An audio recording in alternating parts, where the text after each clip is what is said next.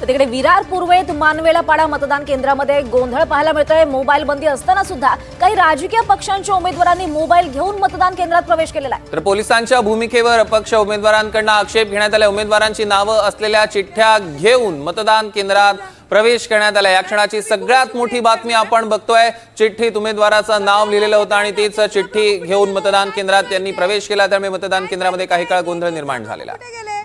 जर पक्षाची लोक इथे बसून चिठ्ठ्या काढत सध्या वसई विरार महानगरपालिका सार्वत्रिक निवडणूक 25-26 चालू असताना जर आपण मतदान केंद्रावरती जर पाहतोय तर जे अधिकारी आहेत त्यांनी आम्हाला सरसपणे सांगितलेलं आहे की मोबाईल बंदी आहे, परंतु काही पक्षाचे कार्यकर्ते प्रतिनिधी आहेत त्यांना खुलेआम मोबाईल बूथ केंद्रावरती अलाउड केला जात आहे। परत त्यांच्या ज्या पक्षाच्या पोलिंग बूथच्या ज्या चिठ्ठ्या आहेत, मतदारांच्या चिठ्ठ्या आहेत, त्या प्रत्येक बूथ पर्यंत चाललेल्या आहेत। असा हा ढिम्म कारभार या वसई विरार महानगरपालिका क्षेत्रामध्ये सध्या चालू आहे।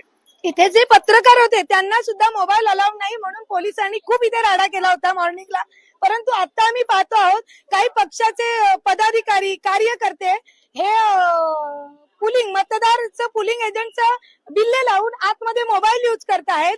आपल्या ऍप मधून लोकांना स्लिपा देत आहेत। हे इथे चुकीचं आहे, कारण 100 मीटरच्या आतमध्ये कुठल्याही पक्षाचं बूथ लागणं हे गैरकानूनी आहे।